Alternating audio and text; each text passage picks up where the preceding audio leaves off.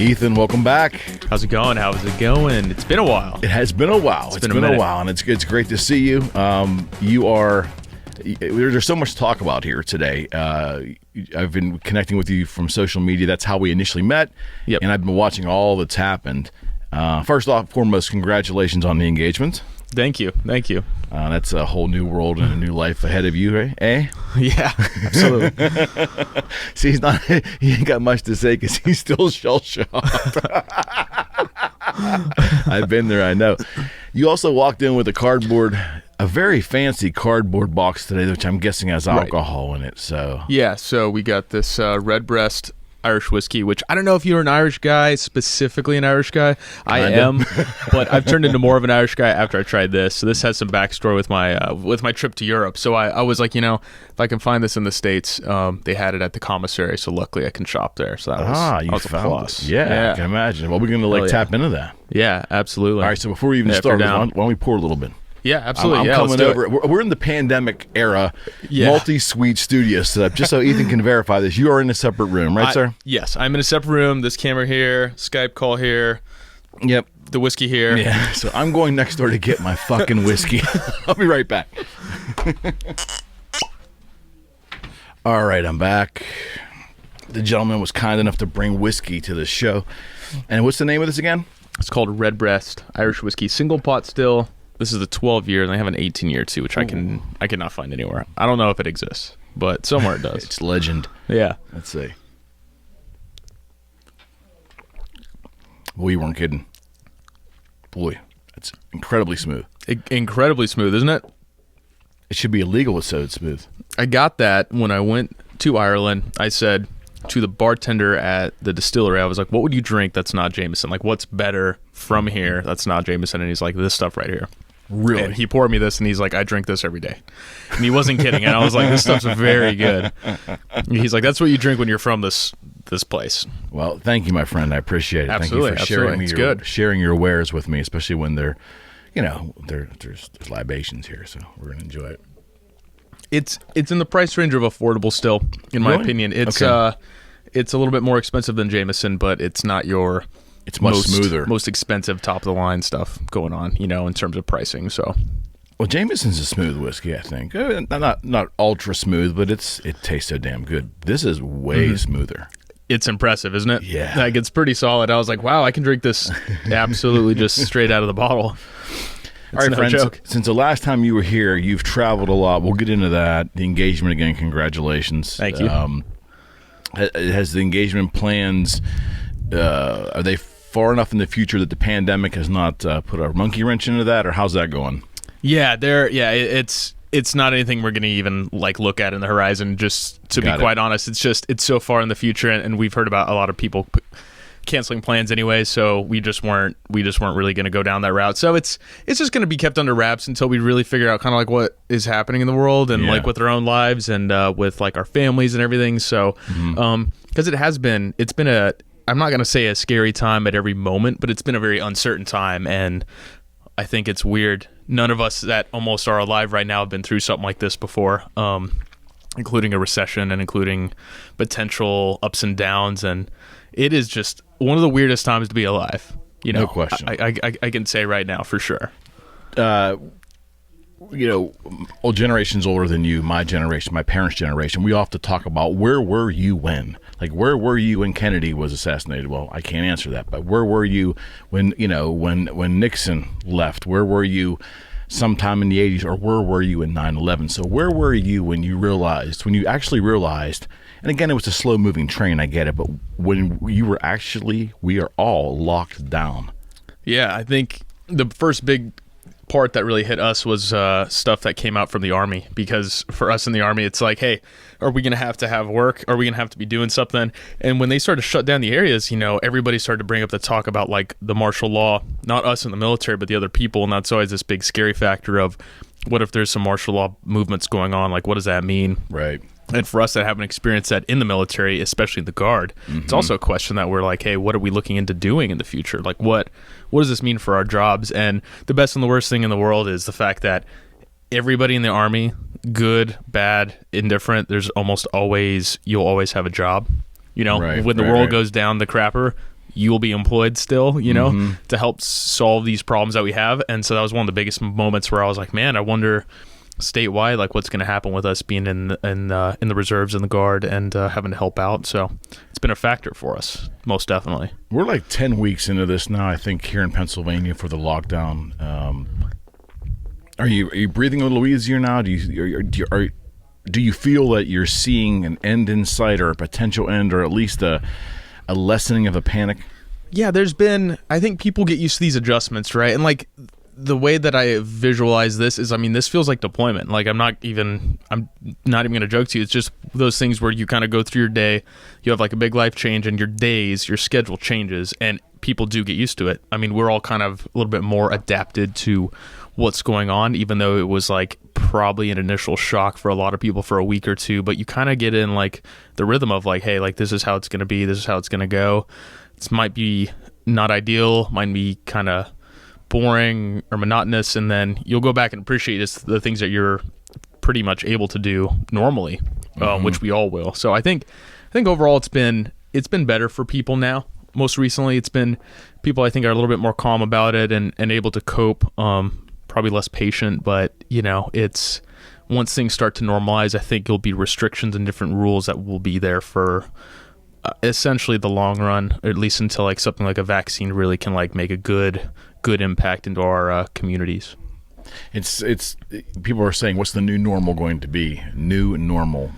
I don't know. I think, don't you feel that we're going to have some kind of social distancing, even if it doesn't become eventually a mandate? I think it's going to be incorporated in society and in our conscience that we're probably going to act that way for a good period of time.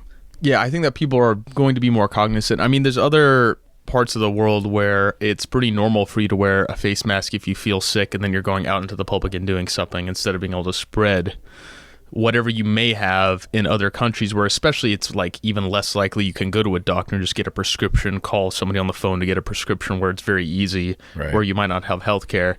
Other countries have done that for a while. It's not that far-fetched. So I think we'll fall in line into some effect that's similar, and something where people are more cognizant, and really this being a lower end of the spectrum of like the lethality of it, I think it's a really good test for us to see like what will happen if something comes along that's like worse, on like the spectrum of SARS, where the lethality of it is much higher. And so hopefully this planning and preparation kind of gives everybody the moment of clarity of like, wow, this really hit us hard, and it could have been worse, and it could have been way worse, and it could have been way more of a pandemic in the sense of, we don't bounce back from it. So hopefully we have planning, preparation, and all these things that we've learned now, especially just each of us on the ground who's just like the normal guy that's an individual that doesn't really make these big law changes, or maybe doesn't work in healthcare, can kind of be a little more cognizant about. So were we prepared at all, or what was our level of preparedness? Oh, that's a general so question. Hard, yeah. Yeah, but it's a big picture question. But I think a lot of the public feels like we weren't, as a society, ready for it. I don't think we were. Like I said, I think there was a lot of things in place that potentially were overlooked in terms of just adapting your businesses, adapting your lifestyle to be able to facilitate something that's a big change. Because this is an abrupt change for most people. Most people aren't shut-ins that always work from home. There's a big population that can be, but the average day person relies on a lot of exterior things that, are big factors that change really quickly for us. And that big change quickly is kind of what seemed to be a big shock to our systems at the individual level, all the way up to a person that owns a business, a person that relies on income, for people to be in a store working or in a factory working, where you need hands on deck essentially. And that's a big change. So I don't know if we were necessarily the most prepared. I don't think that we were the least prepared either. But the right calls were made still, I think, at the right time to at least manage this. Certain areas, it's obviously spread faster because there's more people. I mean, it's going to spread faster when there's more people. The optics of it are so important, not just for our politicians, but for the psyche of the country in general, as we work our way through it and we manage the psychological aspect of it. So optics is, that's your ball game. You're a content creator, visual content creator, primarily audio, probably second, but as part of the picture. Yep. we don't want to go down the rabbit hole too far, but are you seeing? And again, maybe your view is a little more myopic, being military, but do you see the divide? And it's funny because I think I was sharing this with another guest. The divide to me does not appear to be naturally always left versus right or liberal, conservative, whatever.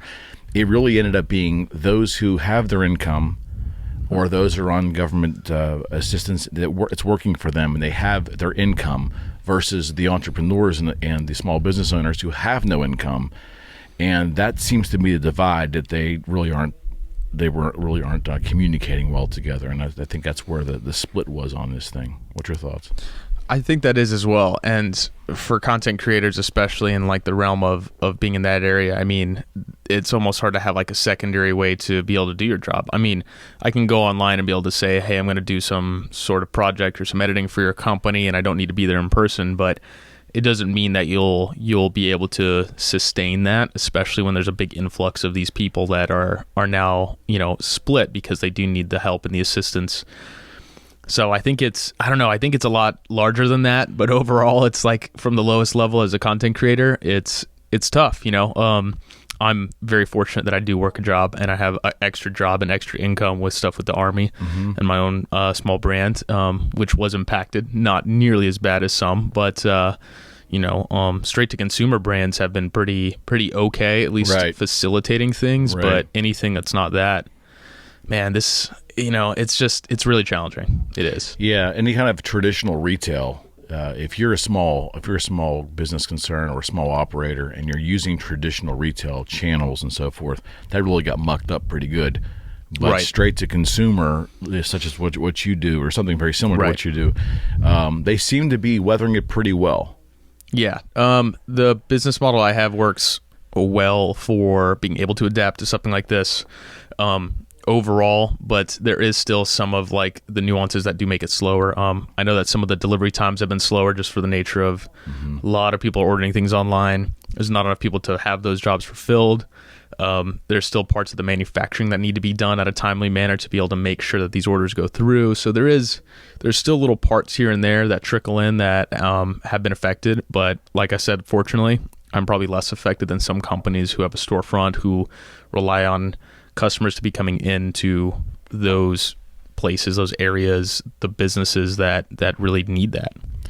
Talk a little bit about the growth of First Victory during the pandemic, and what kind of changes did you have to make to weather that? And then the growth from the last time you were on to right before the pandemic, where I visually saw exponential growth, new logos, new imagery, new commercials, so to speak, web commercials, new web presence, all that stuff.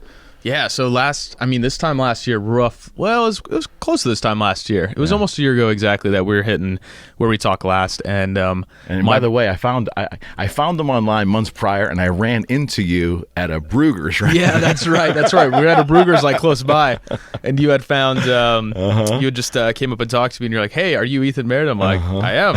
How's it going? Your eyeballs were like, okay, why is this guy? All I want to do is eat my bagel. Right.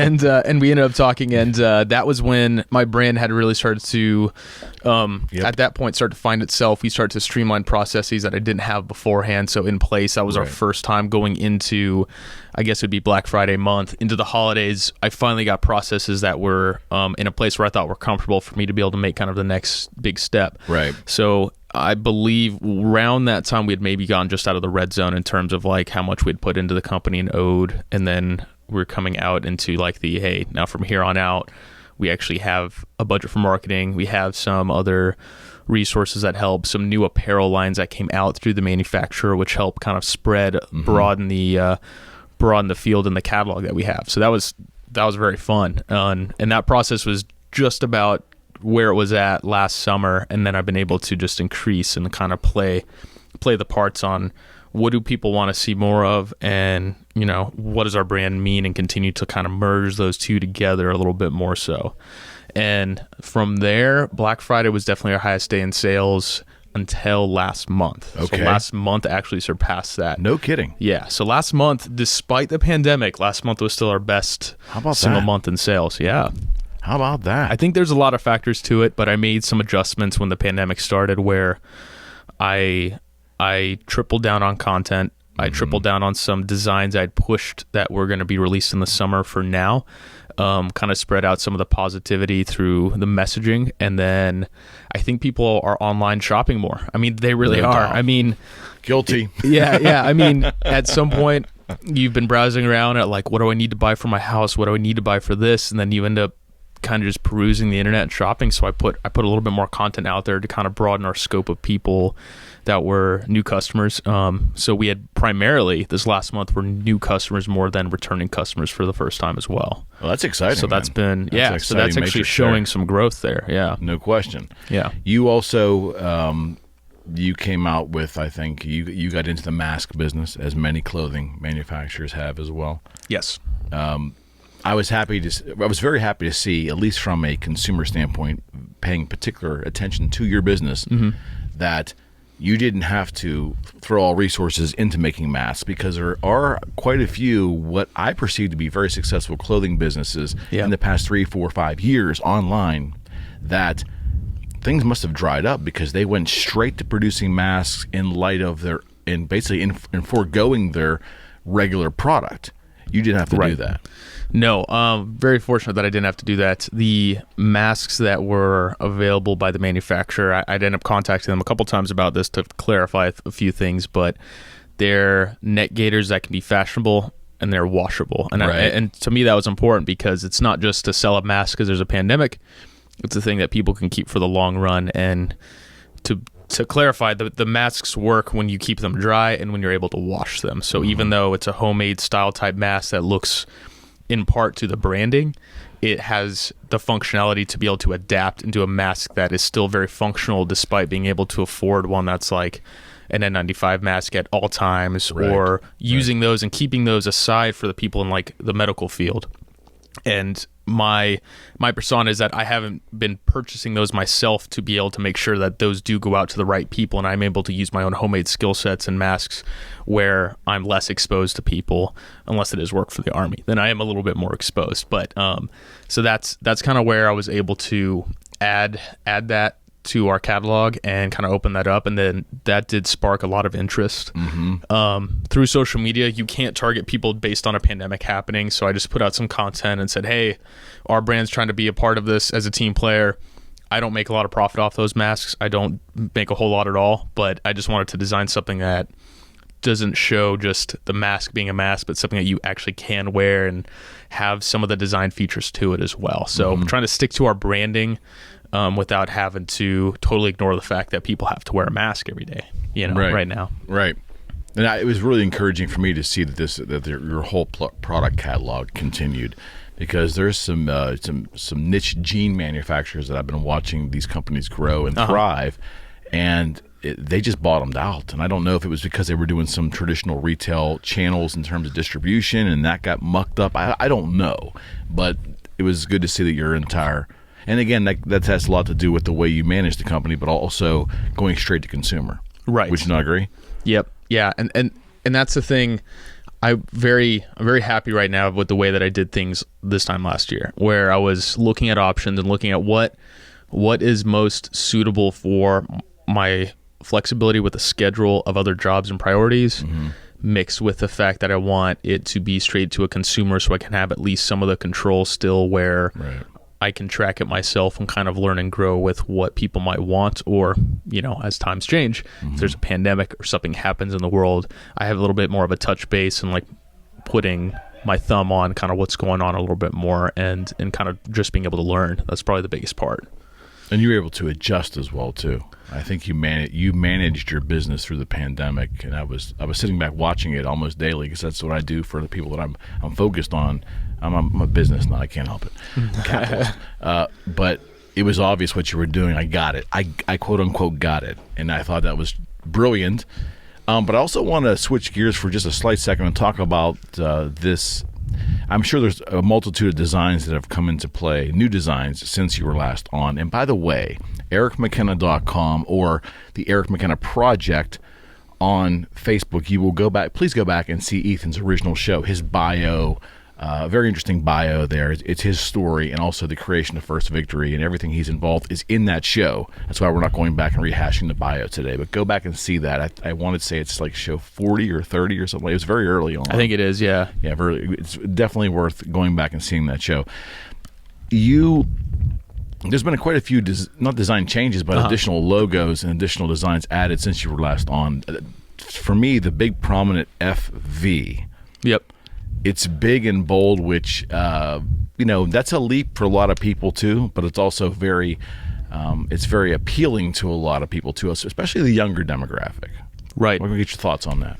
So the FV, big bold print logo that I have, it is an FV, and the A is almost, there's like half an A, and then it's sort of outlined as like the negative space as an A, and you don't actually see a full outline, so it kind of gives you a little interesting do you do those logos, Ethan, or do you hire a team? Do you get input from different people? How does the creation of the branding happen for you? So the logos, I rely on myself most often, but I actually have started to reach out to people on the occasion where we're able to take some of the budget and say, hey, like, let's try to design something a little different, a little new. So I've only worked with one other guy. I've worked with him like twice. So he actually did help me with that design a little bit, because I said, hey, I want to do like an FVA bold print, and he gave me that mock-up. We made a couple little tweaks to it, and we landed on that. And it's always nice because you can't, as much as I might think I have the right idea, I might be off, and it's always nice to have at least one person to give you like some of the feedback. And then I test it in the market, try to see what people do like about it. And the response with that was great logo. Right. I kind of even started to adapt that with sort of the patriotic flag as well as we went into last year's little first campaign where I kind of gave back to some veterans. So it's kind of opening up that logo where it's more adjustable and adaptable. But the big print on it it's supposed to be more of like a sporty brand for some of the apparel, with like the leggings and the shirts and the tank tops for guys, and the leggings and the sports bras for girls, which are like pretty recent releases. So it's sort of supposed to be like the sport athletic like subcategory within the brand itself. Did the idea come from you in regards to I want something big and bold? The reason I asked that question is I know the marketing's fascinating to me, so I'm kind of a nitnoid, but I read an essay from a recently terminated, I believe, I'm going on memory, recently terminated, at the time I read it a couple of years ago. At that time, it was a recently terminated marketing director at Ralph Lauren. And the issue, or Ralph Lauren, the issue was, do you remember maybe 8-9 years ago when they took the polo, the iconic Ralph Lauren polo symbol, and they blew it up big? Right. And it went on everything. It started going on polo shirts, caps, sweatshirts. Yep. And I guess it was an abject failure. It was completely rejected by the base of their customers. And they talked about that was one example where bigger and bolder was not always better. Right. So what's your thoughts on that? And how did you, because it's a little bit of a risk, right? It's a big, bold logo, which to some more conservative buyers might not be their thing. Yeah. It's big and it's bold, but it's simplified. So I've always liked simple designs, as you've seen from the apparel. It's got a little slightly patriotic flair to it, but it's still classic, simple designs. And I've never been one for like the in-your-face, thank you for my service type of brands for the military, but still wanting to appeal to that audience that likes to wear things that are a little bit more of a lifestyle, a little bit more cleaner. A bold logo is still not, it doesn't take up top to bottom, front and back of a shirt. So it was more so to kind of announce that the brand still has, a bold approach to kind of everything that we do, but it still doesn't take away the fact that it's a simple logo, simple design. The response with it's been good, though. It's actually been the most high-selling branded shirt that we have in the shirt category. I don't think it's been for everything, but then I also kept it just for the apparel, for the women's, for the leggings and the sports bras, to kind of self-brand that as like the fitness logo. Right. Based on some that I've seen too, there's some that are similar in not the design of like the lettering, but how big the print is and how big the letters are compared to what they use for the logo. Or for us, that is the whole logo for this one.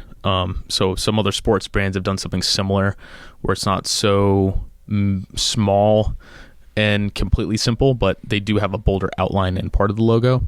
A big part of that too is what I started to learn was print designs work better with logos that are a little bit more bold And so to be more flexible with different types of printing, especially going into something where like, hey, they might cut out some of our catalog stuff for the inventory potentially, but everything works with something that's slightly bolder, especially for embroidery and and for print. So embroidery for hats and even for shirts and sweaters needed something that could be facilitated as both a little bit more bold and then a little bit more of almost a square shape in some of the facets of it to be able to embroider.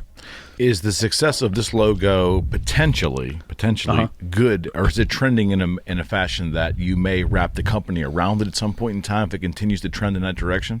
Yeah, I think that we actually might. There's a chance it might start to make a shift towards more of a sportier looking brand, along with some of the apparel itself. It was originally functioned as, I had the idea of like a lifestyle outdoor brand, but I think me as an individual holding the brand to kind of where I'm at and what I'm most interested in, I started to lean more towards the patriotic flair and then also some of the stuff with being more into sports. Mm-hmm. And so some of the feedback with it's been more positive in that trend instead of being able to do something that I kind of started with originally. So adapting over time has been good. And I always tell people, I'm like, don't sit on one idea just because it's your first idea.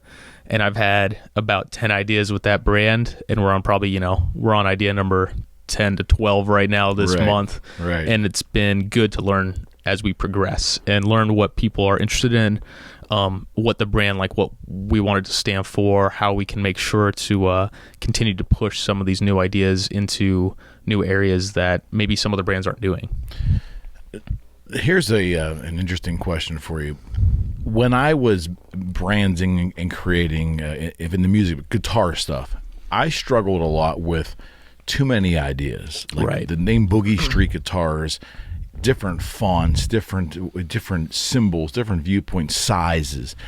My thing was that I was so married to my own excellence that I was afraid to reach out and get other opinions. Uh-huh. And that did not serve me well in the first 4 or 5 years of running the business. Right. Do you still struggle with that to a degree, or are you really comfortable with the fact that, I need additional input? I don't know if I struggle with that as much. I do like the input, and as I've kind of worked with other brands and talked to other people too that run brands that are doing they're on step 25 out of 200 and I'm on step 1. It's been great to learn from them and kind of what their journeys look like and how that's progressed as well. In the future, what I would like to do, which my timeline kind of got a little thrown off with this stuff with the pandemic, but I wanted to bring in another person as almost a partner to be able to push some of the boundaries with these ideas that I have and kind of do some of the research on that part to be able to give us sort of like new trajectory into what we want to do long term for like the next year. Mm-hmm. So I haven't been able to do that, being able to afford to do that, being able to afford time to do that yet because of just kind of what's happening right now. Sure.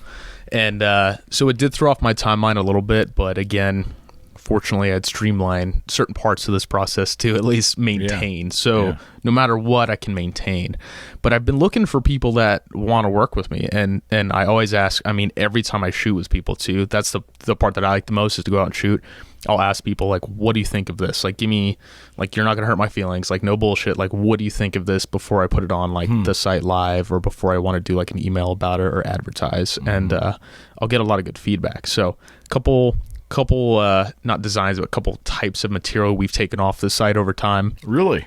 We switched the shirt designs. I had done like a tri-blend at one point. A couple people do like it, and then we actually went back to like being like a cotton shirt design, which has better printability on it. Right.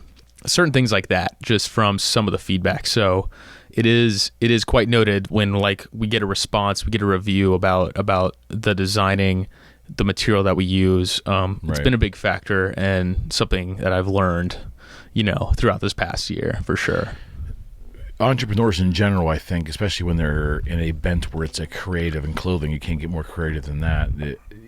I think what I experienced and what I think a lot of people, unfortunately, to their demise experience is that rigidity of change, or that they take criticism personally of their designs, of their ideas and so forth. And it wasn't until I was willing to let go of everything in regards to my business and accept different kinds of input on all aspects that I never really grew the business until I was able to let go. Are you at that point? Did you get to that point a year ago?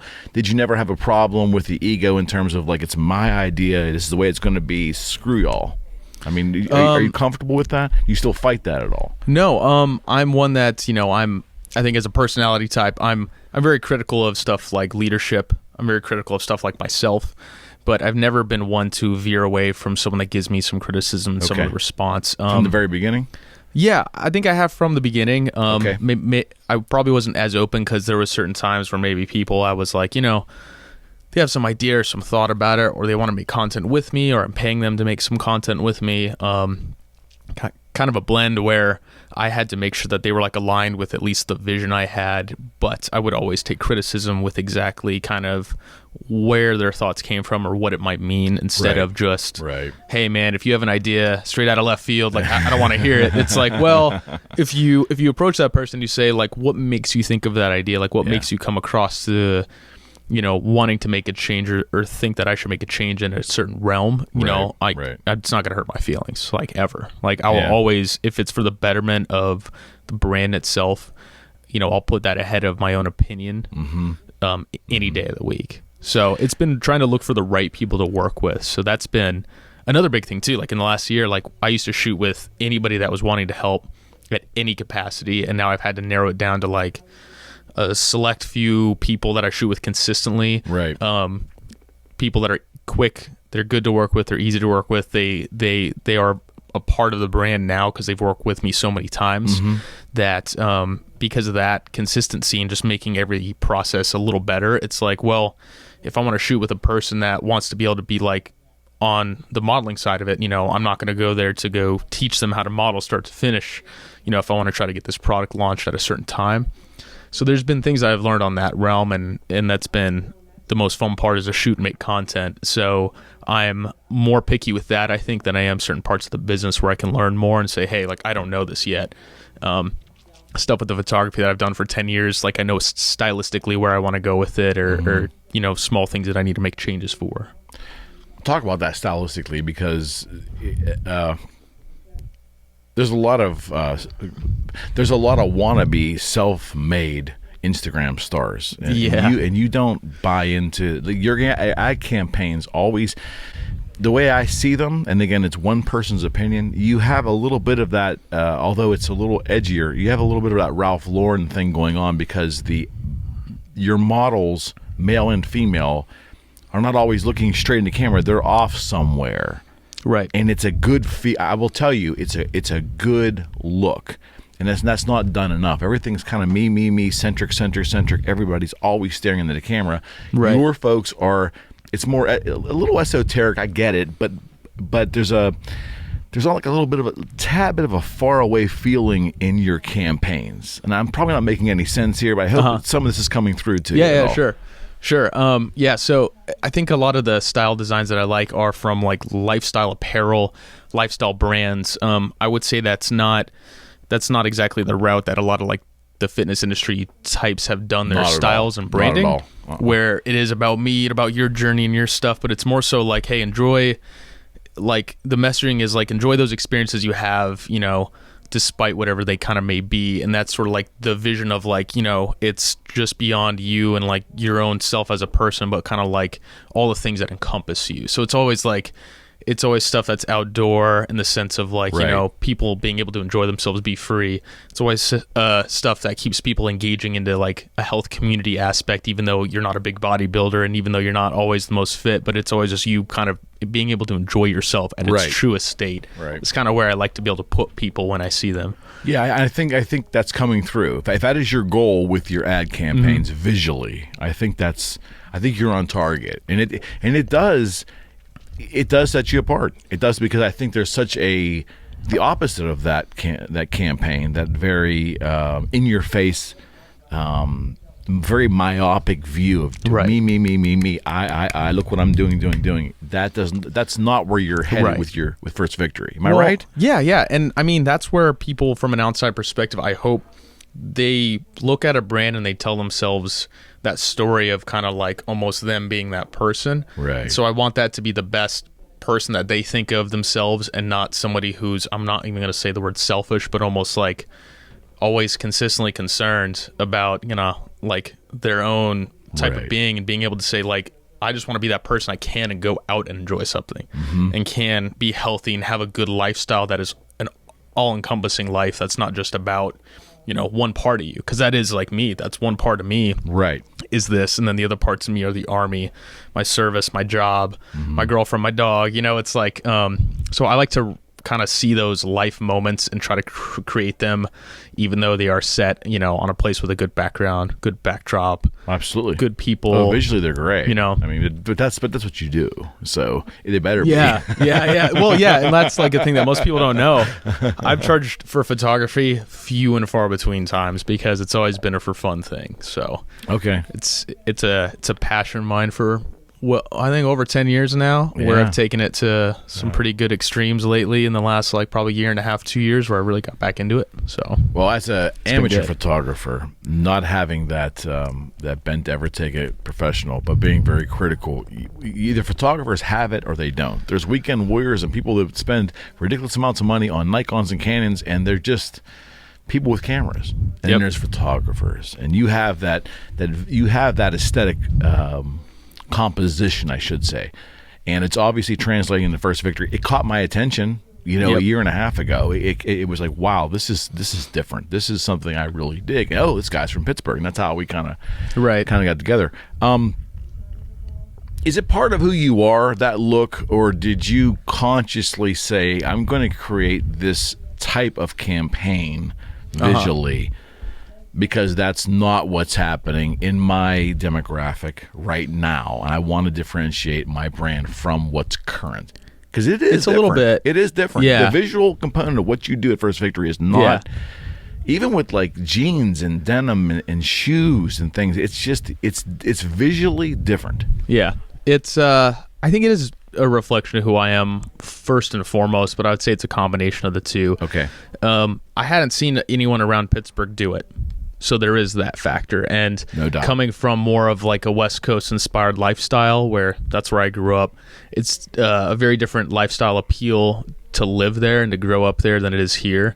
I kind of was inspired to bring that kind of lifestyle branding over into this realm, and then into the realms of things that I enjoy, so health and fitness, right. And like I said, a little bit of like the patriotic back end of it, because I am in the military, and that is a factor. So it's been a combination of both of those, to be honest with you. Yeah. Talk a little bit about what's on your shirt there, pal. Yeah, so this is one of our newest designs. Technically it is on the website now, but it's so with all the pandemic stuff going on, I, for the first time, so again, part of my life here, but I have never been able to donate blood until this year, which is a completely true story. Really? Yes. What's the background there? So when you go to the blood drive, so I tried this in high school. When you go to the blood bank, and you have to do like the big form that says, have you ever done this? Have you ever, there's some crazy questions on there that are things that you're like, most people don't do this. You know, it's like almost borderline like illegal stuff on the question, just so they get to know like exactly things about you, historically speaking, in case you might be transmitting a disease on accident that you don't know. They kind of need to know at least over some track record. So I grew up in England during a time where mad cow disease had just been present when I was younger as a kid. So pandemic that world as an adult. yeah. So I grew up there as a kid up until I was about 12.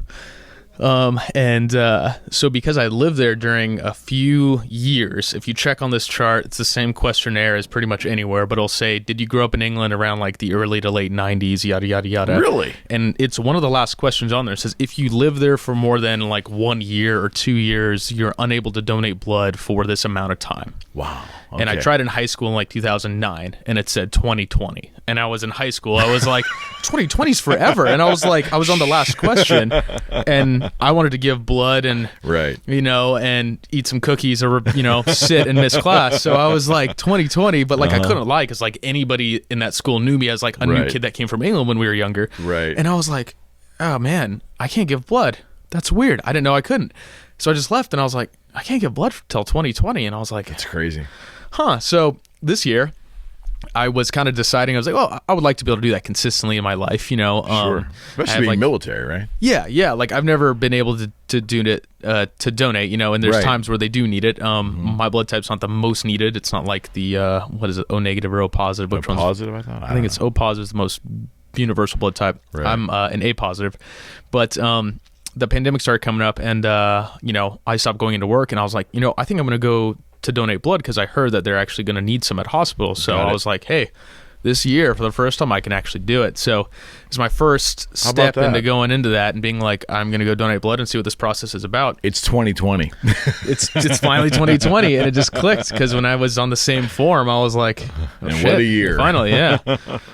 10 years out of high school and I could finally donate blood, I guess. Right on. And right on. So I went there and I learned more about it when I was there. There were some people there. It was right when the pandemic started. And like I said, I had a little bit more free time, like not driving in and out of work. And I was like, let me go find a blood drive to go to. And I went to one and learned about it. And they're saying that they need more people to donate. And that the American Red Cross is at an all-time low and they expect to be at an all-time low because a lot of hospitals across the country will need more blood for, it's not exactly for COVID patients either, but it's for the fact that COVID patients take up certain parts of the hospitals that normal patients should be at that might need blood. And blood might just be split up between a few different places where it should be, where it's not going to be at. And so I kind of was like learning about this from these people as I was starting to donate blood there, like that day. And I was like, man, I would really like to be able to give back to at least something with the pandemic, just besides a mask. So put together some designing. I worked on this last couple weeks in my limited free time I've had just to sit down and design something. And I was like, it'd be cool if somebody wants to be able to donate blood, or if they can't donate blood like I could, and they could at least donate something that can go towards the donations. Correct. So the Red Cross actually does take cash donations. So I called somebody there and I was like, what would it take for me to put together campaigns, be able to give cash donations? And they said, you could just write us a check once a month. We'll be able to give you a form that gives you like a tax credit back because it's like a nonprofit thing that you're doing for your company. And I'm like, awesome, sounds great. So I created a shirt that's going to have a few different tiers. So this is one of the logos. There's one with a gold and one that looks more like kind of a bronze or like a silver. And they're expensive shirts, those other two. And then this is a price shirt that's about $25, which is average. And I'm taking, depending on the shirt you buy, is a percentage that goes over to the blood drive. So very cool. Highest paid shirt's expensive, but it's to be able to get a big donation. Hopefully, sure, absolutely. It's a $1,000 shirt, and we give away 65% of it to the blood bank, and then more of that profit goes to my small business because it also needs support. So it's a 2-for-1. If you're like, hey, I want to give to a charity and a small business that's local. If you're from Pittsburgh, you're able to donate. You could buy a shirt, proceed in the blood drive, take some photos. We'll post it on our Instagram, so they get a little package deal with it. Got it. And then I'll write a check that goes off to the Red Cross every month. So I'm starting this the first day of next month because I had to get the design up, check out the product, put together a little campaign planning idea. So this will be the first little promotional thing right here for it, for the blood drive. But I'm hoping... Strength United. Yeah, Strength United. Right here says to donate today, which is so it's sort of just got like our logo with like a little blood drop, and like I said, there's also hats on there and stuff. So all things that come in this catalog will take, every order will take 30% at the lowest level. Wow. And give that to the blood drive. How about that? Then up to 65% for if you pay for one of the expensive packages, which again helps my company, helps the blood drive, and hopefully we spread awareness. So if people start to buy this, they start to wear it as they donate, or if they say, hey, like I don't like to donate, I don't want to, but I still want to support it, then they have the option. So got it. Yeah, got it. So that's something we can do around Pittsburgh. There's multi levels of participation there. Yes, there is. So very cool. Yeah. So basically, you can actually contribute in two ways with one purchase. So it's contributing to a small business or something that you might like and enjoy from a business, and then we will also partner up with the blood drive itself. So that's sort of like a 2-for-1 approach. I hope I can spread some of the word a little bit. I'm going to try to reach out to all the people I know, just say, hey, here's what I'm going to try to do for the next couple months. Hospitals need us the most. Healthcare people do as well. Right. And if that starts to change, maybe we'll start to donate to other healthcare types of places that might need more masks or hand sanitizer, depending on the need. But blood drives seem like the most urgent one for people that are, unfortunately, affected by COVID but don't have COVID themselves, but they're in a hospital and they lose their resources too, just like anyone. And I think that's not really thought about often, is that because of COVID, it's almost like a domino effect. Other aspects around the normal surgeries, elective and non-elective, things that have to happen in hospital function, kind of been put on hold. And obviously there's a grading system of what's really necessary and what's not. But the COVID situation beyond itself causes distress in the system.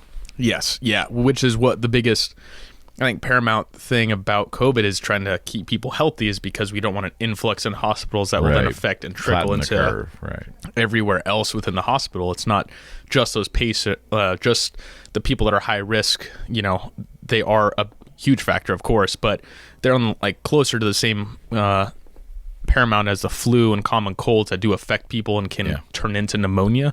Yeah. But then all of the other people in the hospitals that shouldn't be affected are now going to have to get into these crazy states where, hopefully they get the resources they need and they get the surgeries they need and they get all of these other factors in it as well. So it's to help out the healthcare community in some way. So that's what I'm hoping to do. Last year we ran the veteran campaign, which gave away some beanies before winter. It went extremely well. Like I said, super high in sales, great month for it. All things that went towards Black Friday went towards that as well. So this is hopefully my next campaign idea for the summer, and just bring some awareness. Talk a little bit about the hassle of having your accounts hijacked, my friend. I'm not smiling. I'm only smiling because I feel your pain, and it's. But I want to hear your story on how it happened, as far as you know, and you did not. God bless you. You did not take this lying down, which I knew you wouldn't. No, but talk about what happened to you. I've had a pretty big influx in the last probably 2 months of people stealing my content and pretending to be me, which normally most of the time, so this had happened maybe around 8 months ago. This had started happening a little bit lightheartedly. There was a couple accounts out. Some girl hit me up and said, "Hey, this person's pretending to be you." And I was like, okay, well, that's not me, so go ahead and ignore it. No big deal. Lately, sorry, the last 2 months has been a huge influx in it, where I found, I'm talking 30 to 40 accounts of me now that I found personally from people that have started to report it to me. And so what happened was people started to take some of my account stuff. I'm not sure where, but it's spread between a chain of a few different people, I'm guessing. And they take this information, they started to talk to people online and pretend to be me. No harm, no foul on that end. But what they started doing is say, "Hey, I'm a U.S. soldier. I'm in this country. I need a plane ticket to get back to America, or to get to Germany, or to get to Spain. Can you help me? Can you buy me a plane ticket? Can you send me money?" People still fall for this? This has been going on for 25 years. I know. And see, most of these things that came from these older women is where this came from, and they thought, maybe they're not as intuitive with being on social media a lot. Right. Or maybe, somebody is they were screen recording my stories that I would post on the regular and sending them as private messages. They had done so much stealing that they had probably enough to be able to keep someone poached for months and months on end, and then try to build trust. And so this kept happening, and it kept happening to the point where I was like, okay, I had reported it to Instagram, but the problem is with the pandemic, I think less people are working at Instagram at the same capacity. Right. And more people are at home bored on the internet. No question. Bored being the thieves, bored being the people that are talking to the thieves that think they're talking to me because maybe they're at home lonely or whatever it may be. They're just starting to reach out to these accounts and just chat, But these people are pretending to be an officer in the Army, and they're trying to extort money from someone else. That was, both those things crossed the line of a security risk, on top of being, them just lying. So I finally started to report it to some of the 3-letter agencies that we have here in the great USA. And I just gave them, I gave them to a 3-letter agency. Yeah, and acronyms, right? Yeah, I gave them a lot of information, and I had actually narrowed down enough accounts of these people. I said, can you get me a Snapchat, a Hangout number, a whatever, and they started to give me these things, and I found 2 of the same Snapchats. I followed one of them. They were using a VPN where they were jumping around the U.S., and then it went to Nigeria. And they were most often in a small town slum in Nigeria. So that was one of them. It always ends up in Nigeria. That's been 25 years of fraud on. It started eBay and Amazon. It always ends up in Nigeria. I started out with the princes of Nigeria through email. That's the first thing I can remember. My parents talking about, or my dad was in the Air Force, and he's like, "Yeah, like we get these emails, and it's it's all BS and and stuff like that." So, and it keeps happening like that. So I took it upon myself. I tried to reach out to people from Instagram, and I'm like reporting this, try to get a support form in. How does that work? It goes obviously online. Your first interaction with Instagram's online, right? Is there a number you can call? I had tried that, and they said reach out to us online. We're not going to be able to get someone on the phone right now. Because of the pandemic, or they have a process to like answer every question first. So I went through this a million times, and the problem is my account's a creator account, so I tried to make it private. I'm like, you know what, let's start with it private. Let me see if it's a follower versus someone that just hops on and sees my stuff. Right. And I'm not able to, because when I switch it back to a private account, it says that there's an error, and it can't switch it back for me. So I tried that a couple times, put in some emails. Right now, no response from Instagram, which is, look, I mean, I'm one of like, I don't know, thousands of cases that this happens to probably every single day. Right. I understand. But I needed to do something about it now. So I was like, you know what? I could start a brand new account from scratch, but you lose a lot of the first party data that you build up. No question. On like the back end, every time someone clicks on your stuff, every time you ran a promotion, every time you've been exposed somewhere, tagged somewhere, you're gathering the information that's kind of along the lines of like the Facebook stuff to do ads to be able to create more engagement. Right. So you lose all that data. So I was like, you know, I'd rather not lose the data. I'm not worried about the followers as much as the data itself, which correlates to the followers and where my posts get seen. So my small attempt right now is to clean it up, completely wipe it, and I'm just going to have to put my name next to every single photo. And I do it strategically where you can't just erase it in the corner. Yeah. You know, I put it kind of near my head so that if someone wants to steal it, they're going to see something. I know. Shame. And of course, I got a ton of people who were like, well, yeah, but they have everything from before. I'm like, I know, but anything new, at the very least, they can't steal anything new. So they're going to run out of these things eventually if I keep spamming my own name across my face or across my content, you know. But holy crap, man. It has been a lot. Like there was, I mean, seriously, 30 or 40 accounts, many Hinge accounts, Tinder, people talking on Hangout with what they think is me for 3 or 4 months. Really? That long? Yeah, these people they kept going through my stories and swiping stuff, and you know, they'd have endless amount of content. So, and I can't make it private right now. So basically we are in a defensive mode because there's no mechanisms in place where we can there's no there'll never be any punishment because it's just too broad. I get that. But yeah, like these accounts that are fake me, it's not like they follow me.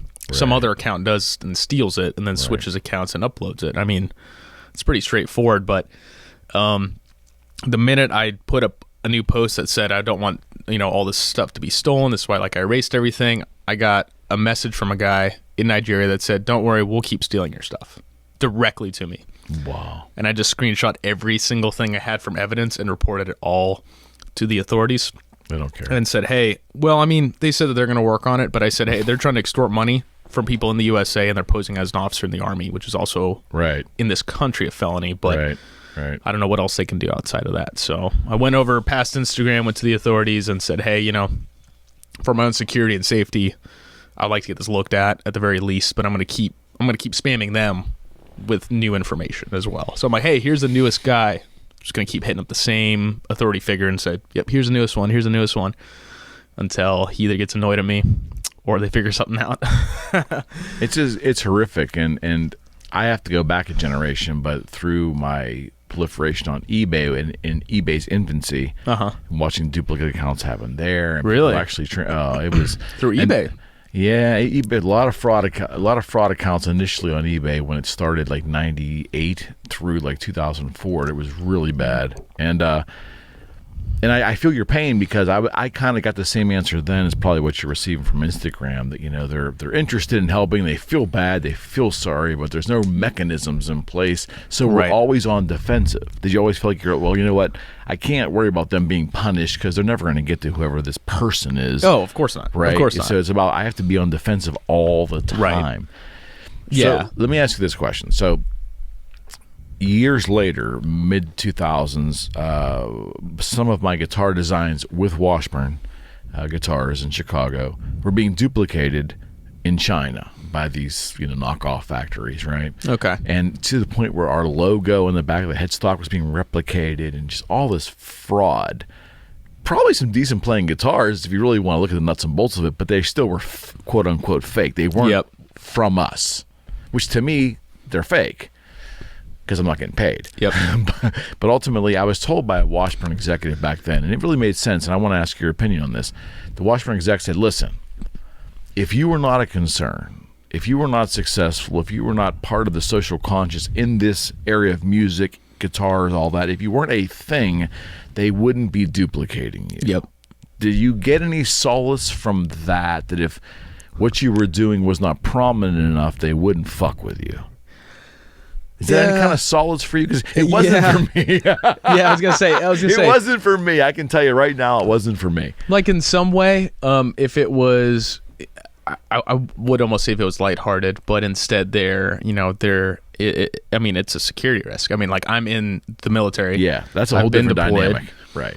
You know, my name tape's been visible to people in other countries. I mean, it's just a thing that you're cognizant about. And the last thing I need is, I want someone to, you know, not only be a security risk to myself and the people around me potentially, but also then, you know, posing as me and someone else reports me and having the police come to me and they try to investigate me, and I'll be like, you can see everything I've ever done. I don't care. I have a clearance in the military as well, which helps my case, but sure, you know, but I'm not stealing money from anyone, but I don't want to be able to go down that road with a hassle. So there's not really solace for me now. In general, I think it's mostly annoying. I'm gonna try to go through. I'm gonna try with Instagram to get verified, which is not easy. There's certain marks you need on there to be able to get verified. So that would help. I know that's helped other accounts where they said, hey, if you're verified, that means that's your only account as that name. So at the very least, you know, I won't get a ton of messages that say, hey, I thought I'd been talking to you, but I found this other account. Which one are you? And I'm like, oh God, well, it's horrible. It's horrible, man. I mean, it's and like the part that's the saddest too is I'm like, when I saw the slum on Google Maps, this tiny town in Nigeria, I'm like, some guy there is stealing stuff to probably try to better his life in some capacity, selfishly do it and steal from someone who's not doing anything, me. But, you know, at the very least, it's like, you know, I understand that other people don't live a good life and that, you know, they'll do what they can to get by, but I will never promote it to being, you know, you know, try to go against someone else's good judgment and kind of what they do for, like, what I do for like a living and what I do for content. You know, they've stolen every part of it, you know, and tried to expose it for their own good. So, well, and I'm guessing though, in these countries, in certain sections, these little organizations within these countries, some of these kids have been grown up with instruction that this is what you fucking do. This is okay. This is so we can come at them with all the anger possible, but if they're numb to it, if they're it's not even morals. It's just if you're never shown what's appropriate and what's not appropriate, you don't know any better. Yeah. And that might not have been the case 30 years ago, right and wrong, but now that next generation growing up with that fraud, and this is what my dad does, and he works for this company, and I do this, and I call in, and I process these numbers, these quote-unquote credit card numbers. They might not really know the damage they're doing. I don't know. Yeah, I'm giving them the benefit of the doubt. There's like a lot of people that don't see it as damaging or they don't care because they can get away with it. And, you know, again, like a lot of them don't really know any better. And, you know, if you're making any amount of money and you're in a country where a few dollars gives you food for like a week, I mean, that is a big difference. And I rationalize and understand it, but at the end of the day, it still doesn't. It's theft. Yeah, it's theft at the end of the day. Fraud. Yeah, it's theft. It's fraud. It's impersonating a soldier in America. That's not good. And like for me personally, yeah, like that sucks. But like, I mean, see some other types of guys that have done a lot more sacrificial things in service than I have, and like, God forbid they stole the identity of like some friend that I know that's dead. Like, you know, like that would just be beyond the, you know, pale. Crossing the line, you know. Right. But yeah, it's, you know, it's a pain in the ass. But like, you know, I'm out there and I make content, and the part that gives me a little bit of some solace is that apparently this has been happening to a lot more people.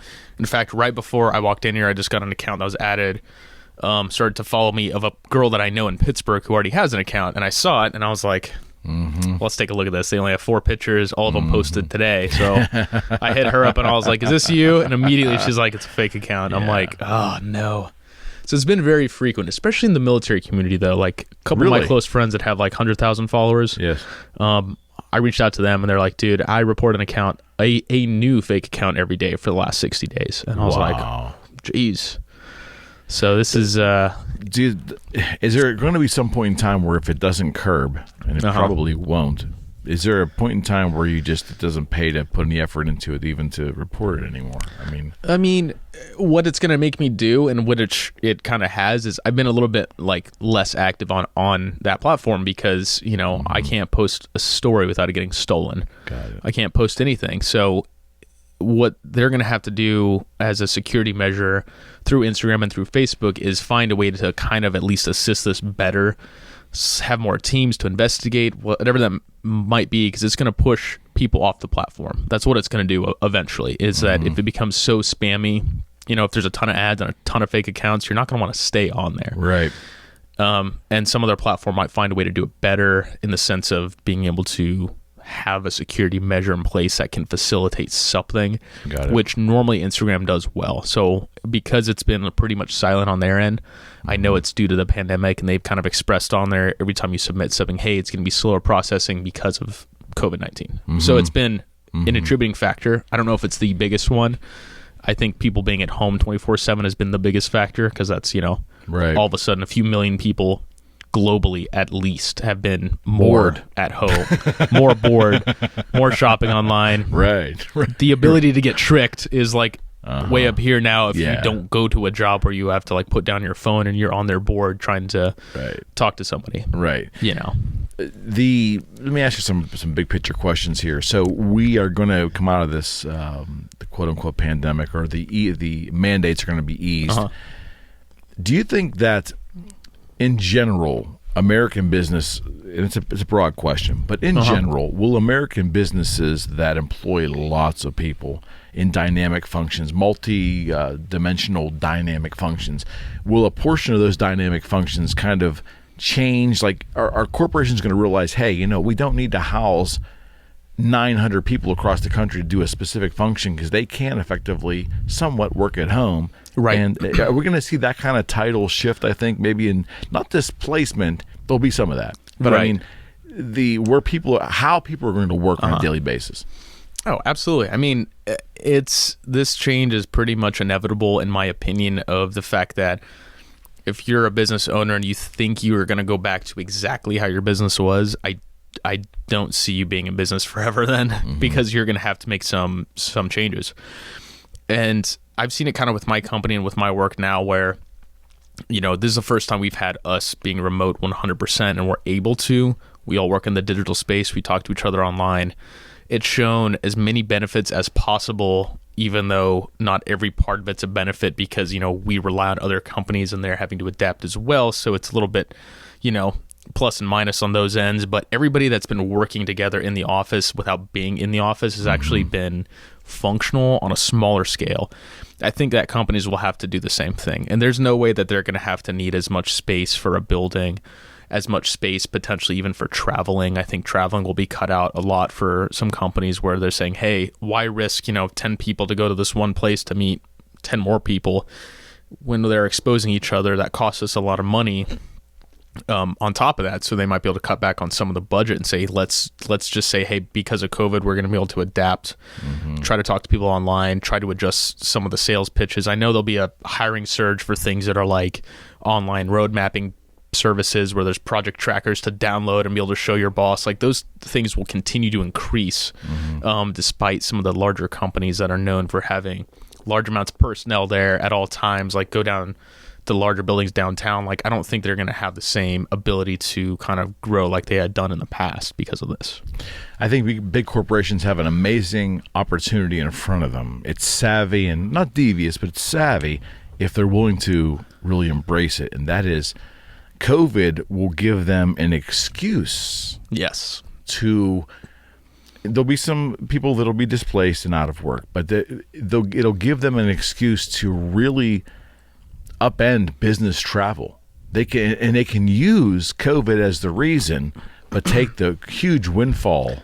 Yep. Because technology is good enough. Zoom isn't great. I'm not in love with any of the digital platforms for online video conferencing. I'm just not. I think they all suffer audio and video. But that being said, they're functional enough. Right. These big corporations have an opportunity now to use COVID as the excuse for their cost savings. Right. Would you not agree? Yes. And they could take some of those cost savings and be able to put it into people's personal computers, do something with an Oculus in the future where you can sit virtually in a state like this and not be able to talk just on a one-person screen, but actually have kind of a room of people and kind of be able to work together on that end. So I think it's going to push a lot of different types of industries that have always been here but are going to increase a lot more. And then I hope for the betterment of these other companies that they're able to adapt, and some of them too. I mean, it's going to be very hard to adapt. I think it's going to be really hard to adapt certain types of industries into having less people focused. I mean, anything with the manufacturing. You hear about like these meat plants and stuff, like things with farmers. It's a lot harder to adapt those people, right? Because that's like physical labor that needs to be done in groups, needs to be done in certain areas that cannot be done at home. You can't farm at home. Good point. In a place in California where you work on the farm itself, Good point. Yeah, it's just going to be interesting how this thing starts to shake out over the next couple months. What I hope happens, though, to try to ease maybe the displacement is that I'm hoping, and it's a hope, I have no data to prove that we're trending in that direction outside of verbiage from politicians, but I really think there are certain sectors of our economy that we really need to manufacture here again. I think we've outsourced so much. It's not just China. China's the main culprit. Not a culprit. They're our main business partner in terms of production. But there are some areas of our economy which we think, from a security standpoint, we probably would be better served if the production was done here. Would you not agree? Oh, yeah. I mean, absolutely. It's good to rely on certain countries globally for the cost of kind of what we've been able to and how we've been able to increase, large quantities of what we make. But we're not the ones making it at all times. And I don't see why there's a big need for us to be able to continue trying to have these exports when we need to solve some of these problems internally. And that is going to take adjustments. That's going to take, different types of price increases on different types of products you might never thought would be more expensive potentially. There could be different changes in taxes on some of this stuff as well. But I mean, I hope that it gives new opportunity for businesses that there maybe wouldn't be beforehand. I mean, this is probably a time where companies in a couple years from now will come out and say, like, during those trying times, we made this new product. We were trying to be innovative. I hope. And we pivoted to correlate to kind of what's going on and be able to be functional as a company and help people out and help themselves out too. I mean, in a perfect world, why wouldn't you help out some other people and be able to help yourself out? That's kind of what makes America the greatest country is that we have the freedom to be able to do that for companies. And almost every person can start a company and start a brand and start an idea and really run with it, depending on how much work you want to put in, how much you want to learn, and kind of what you want to make with some of the opportunities we have. Yeah, and again, everybody wants to get here, And when we say America is amazing, and I know that some people will watch that and go, well, you're tooting, everybody's tired of America tooting their own horn. There's a reason why we toot our own horn, because of how incredible this country is in terms of opportunity. We have our problems, but any collection of 340 million people are going to have some problems, right? You can't throw 340 million people in a bucket and expect them to all get along all the time. You'll never make everyone happy. No. But if you give yourself the time and opportunity, again, future state when we can travel more, but travel to some places where there's just not as much opportunity, and you'll see a whole different type of world. And some of the places that we even think are great, they are very, very, very good, but I would still rather be here given the things that I know about America versus things I know about other countries. And again, there are some places that are great to live, and I would live in a ton of other places as well. I'm very okay with being able to adapt myself, but it goes without a doubt that, if you're born here, if you're able to make it here, you can make it anywhere here. You can make it top to bottom. Okay, before we close up, what's on top or what can you reveal that's on tap for First Victory? First Victory is going to be this campaign, so this will be the official kickoff. Whenever this video is released, I will also be kicking off the campaign for some of the stuff that we're going to do. So I'm hoping to get into some of the Strength United is kind of going to be the campaign name, and the blood drive. So go check it out. It'll be on the apparel site. It'll be under one of the collections, and then we'll have a bunch of stuff on there. And I don't want to give too much more away, but we're working on some guys shorts that we want to do for some stuff in the summer, and some new designs that are going to be coming out probably around the same time as this. So we want to keep some of the designs fresh if people end up shopping. Just know that all of the proceeds percentages will still go to this campaign if you buy one of these items, including buying this and something else on top of it. So that's kind of a thing that we're going to promote heavily in the next month into the summer, and hopefully people can get out there a little bit more in the summer. And I think so. I think it's going to some happen. Companies will start opening up. I know in Pittsburgh we're finally getting into a good place where starting to see some normalcy, see some people out and about. I have not gone into a bar in like 9 weeks and ordered a beer at the bar. I mean, got to be able to do that, right? At some point in time. I know. That's what I'm hoping for, Or, if you want to ever get back into White Claws, by all means, add some new flavors. That's right. So are you still drinking that whatever that is? That I don't know what you'd even call that. Hard seltzer. Hard seltzer. Yes. Oh, swill. I call that swill. I am, but I've been on a beer kick since Europe because White Claw does not exist in Europe. So someone else told me that. In Europe for 6 weeks this past summer, and I drank beer the whole time, and I kind of came back and I was like, man, I'm just on a beer kick. So I just went into having IPAs and all sorts of stuff. I mean, from a marketing standpoint, whoever the manufacturer of White Claw is, I'm sure it's one of the big brew houses, but I'm sure that it was brilliant, right? I mean, they made a lot of money. They were the first ones to technically brew like a hard seltzer. So there's actually like a brewing process with it. And so that's what makes it not the same as malt liquor, because they're actually not adding any alcohol to it. It's brewed with sugar still. Yeah, pretty crazy. I definitely prefer the drink you gave me today as opposed to any White Claw product, I can assure you. This stuff's That's good. Night and day difference between the two. Just a little bit. But this was a lot of fun. I appreciate it, man. You always have a welcome seat here, and I can't wait to your next return. I appreciate it more than you know. And before you close, how can everybody reach you? You can check me out at Ethan Merritt Official. That is my only personal Instagram account. Let's verify this. Ethan Merritt Official. Ethan Merritt Official. Hopefully I'll get a little verification there sometime soon to clarify this. That's a whole process, eh? Yeah, it is. That and at First Victory Apparel, there's a site, so firstvictoryapparel.com, or there's an Instagram as well where you can just see a bunch of content and trying to upload a little new batch of some new stuff for the summer. So check this guy out, and of course check out firstvictoryapparel.com. I'm certainly a big fan. I'm a fan of you too. Thank you, buddy. All right, sounds good. See you, man. All right, you betcha. We are out.